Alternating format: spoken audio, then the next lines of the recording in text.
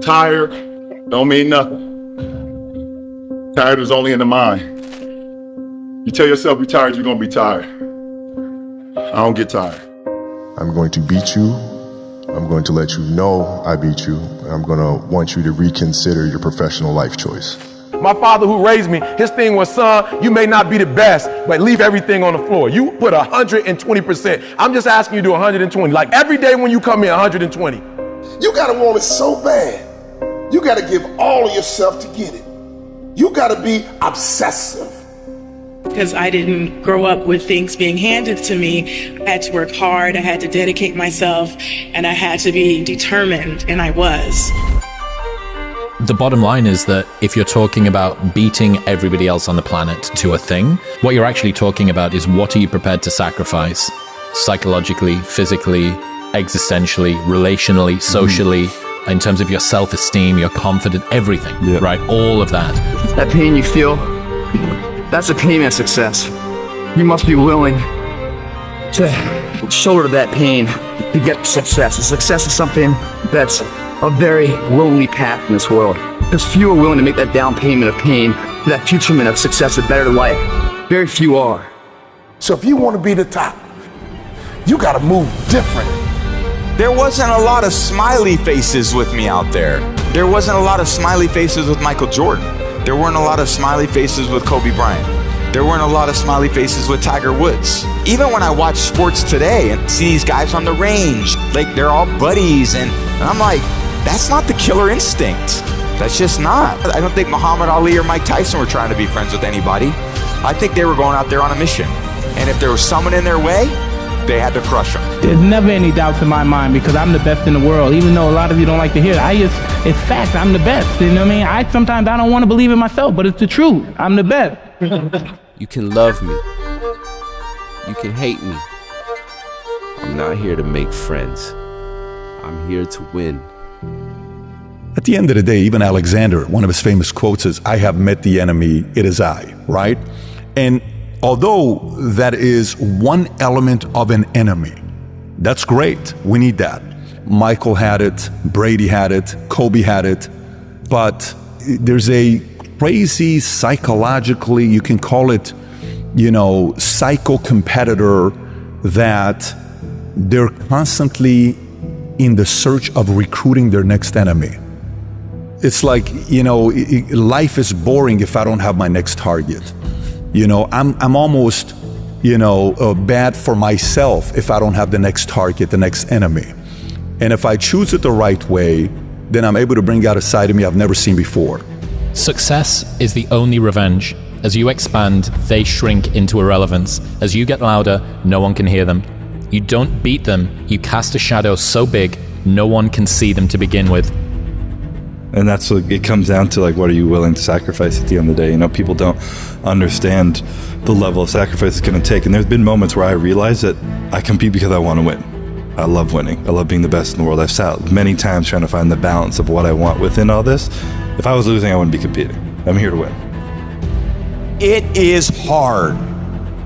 It's hard when you're young to wake up in the off season at 6 a.m. to go train and work out, knowing that all your friends are sleeping in and eating pancakes. It's hard when you're on your way to practice, weighed down with all your gear, and it's 90 degrees out and all the other kids are at the pool or at the beach. No matter who you are, there are bumps and hits and bruises along the way. And my advice is to prepare yourself, because success and achievement come from overcoming adversity. When the rest of the world says no to you, you say yes to yourself. You say yes, I believe. You say yes, I can do it.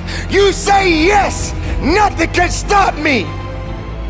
If you want to be a great player, if you play every single day, 2-3 hours, every single day, over the course of a year, how much better are you getting? Most kids will play maybe, an hour and a half, 2 days a week. It's not going to get it done. You have to be obsessive.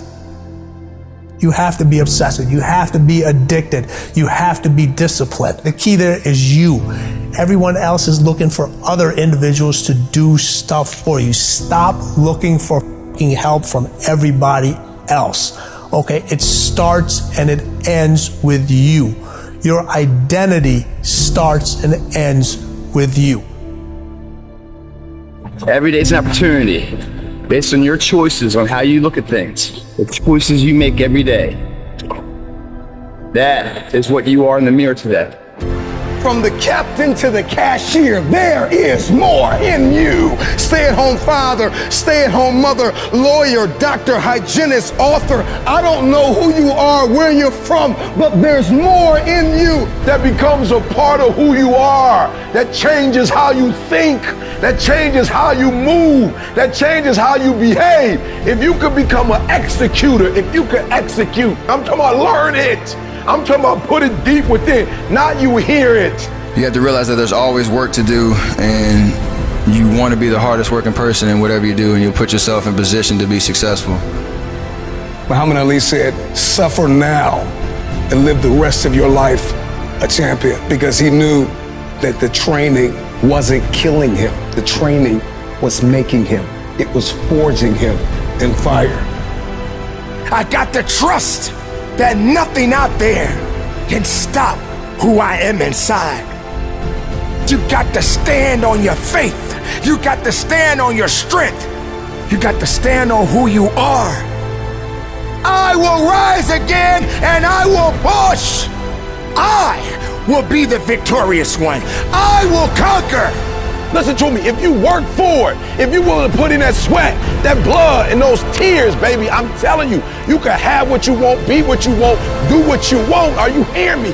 Don't give up, don't give in. You hang in there, you hang in there, because if you quit right now, you ain't gonna never see it. You ain't gonna never get it, but if you hold on, baby, but if you hold on, everything you dreamed of, everything you envisioned, everything you worked for, it's coming. If you work hard, you can't have it. It ain't nothing you can't have. You deserve it. It ain't nothing you can't have if you're willing to work for it. Look yourself in the mirror and ask yourself, how much more can you take? What tried to kill you only made you stronger. So what are you waiting for? You have greatness within you. Everybody's great when they're not tired. This is when they tired, that's when the real champions come out. That's when that real dog come out. It's where I think the real truth comes out, because I think there are a lot of people who are very talented who can make it there. There are very few people who can deal with the pressure and the stress that happens when we're there. I feel I'm the best ever. It's not bragging or boasting. The proof is in the pudding. In my mind, I'm always the best. I am the greatest fighter of all time. And when I hit you with a hard right hand, you will fall. You gotta win tomorrow. You gotta win right now. If you're passionate about what you're doing, keep going, keep believing, reach for the stars. Everything is always impossible until someone does it. Maybe it has never been done before. That's perfectly fine with me. But I'm gonna do it. Never say never, because limits, like fears, are often just an illusion. Hungry dogs run fast. And let the big dogs eat. If you look at the greats in any walk of life, the greats do things when they don't always want to. And that's the separation. It means you have to be more disciplined than not disciplined. I wanted to be the best I could be, period. I was waiting for you to smile at some of the compliments. You didn't. Smiling doesn't win you gold medals. I'm too fast, I'm too skillful, and I'm gonna show everybody out there watching the show and the whole world, and the world will bow and admit that I am the greatest of all times when you see what I do to George Foreman. I believe that whatever I put my mind to, and if I was willing to make sacrifices and I was dedicated, that I could achieve absolutely anything. I'm the best ever. I'm the most brutal and vicious and most ruthless champion there's ever been. There's no one can stop me. I'd like to take this chance to apologize to absolutely nobody. Maybe someone's don't like me because maybe I'm too good. You win some, you lose some. But you live to fight another day.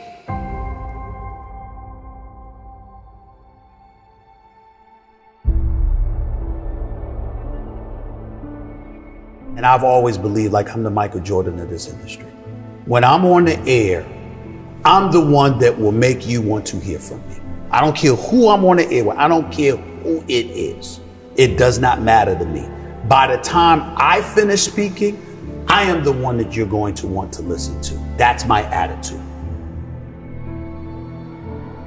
If this requires 100% and you give me 99, I might want to fire you. Because I'm about getting the job done. Sure. It's about the results. And I think that, unfortunately, when we look at our generation today, not enough people preach about that. Because I think that we live in a society where people have become masters at pointing the finger at other people as to reasons why things don't get done. I think there's too much explanation that goes on. But the bottom line is you ain't getting it done. And if you're not getting it done, I need somebody that can get it done. I am of the belief that if you truly, truly adopt that belief in your soul, then you walk to work every day not looking for excuses. You're looking for a way for the job to get done. And in most instances, you are going to be successful than not.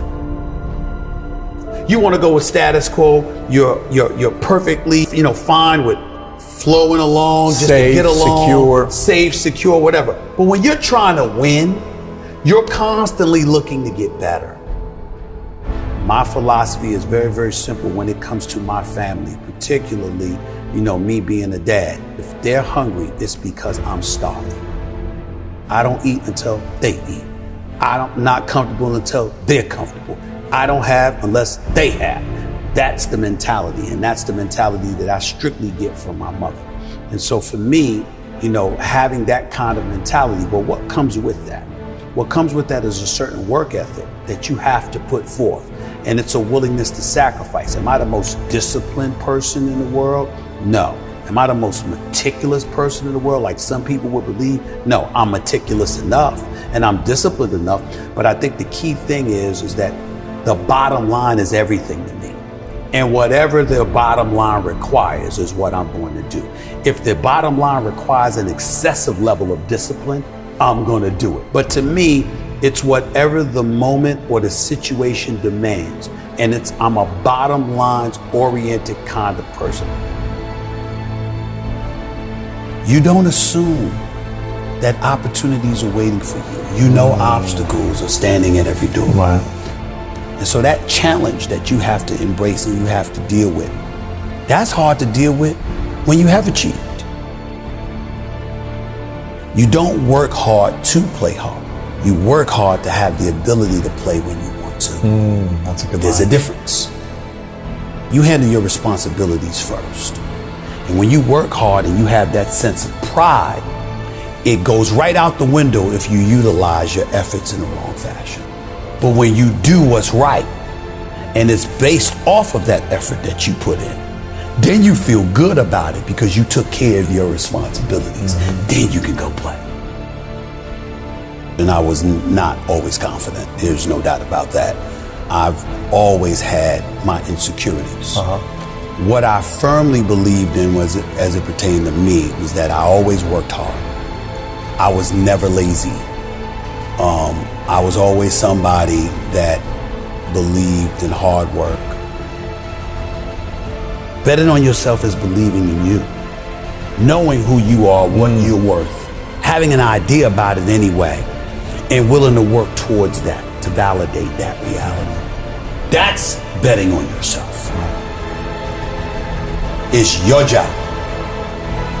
And if you can't do it, you scratch, claw, and even die trying.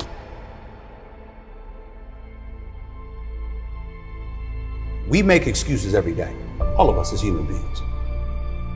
On far more occasions than not, I have to speak on the issue of accountability as it pertains to the entire sports world. And when it comes to the issue of accountability, I get all of that from Mom. It happened with ESPN when my contract wasn't renewed back in 2008.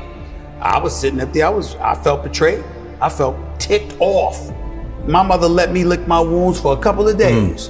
And then she said, what could you have done better? You sure you didn't do anything? And I thought about all this stuff. I'm like, what is she talking about? This is just not true. This is not right. I work hard, I do this, I do that. And then I started thinking about it. Yeah, I was a pain in the ass. I did kind of complain a little bit too much. But the biggest thing that I remember doing is that I always came to the bosses with problems. I never came to them with solutions. It was always about the problem, never the solution. And I learned when I sat back and reflected on the mistakes that I had made in my career at the time, I learned that no boss wants to talk to anybody that doesn't have solutions. Instead of working around the clock trying to figure out what somebody else wants from you, good or bad, there are moments that crystallizes it for you in your mind. Pay attention and you'll see what they are. And you'll know what to do accordingly. That is what I believe makes me the best. It's my commitment to excellence for the collective whole.